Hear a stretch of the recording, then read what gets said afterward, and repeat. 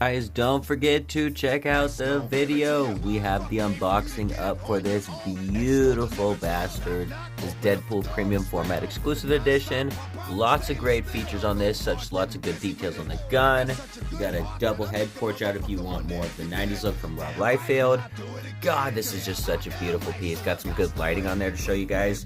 With that exclusive chicken with the dynamite in its butt.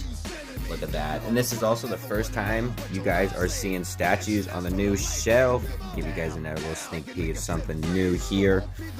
Look at that beautiful Batman. But yeah, this guy is great, and I'm honestly so excited that he's in the collection, guys. But I'm heading to bed. Have a good one.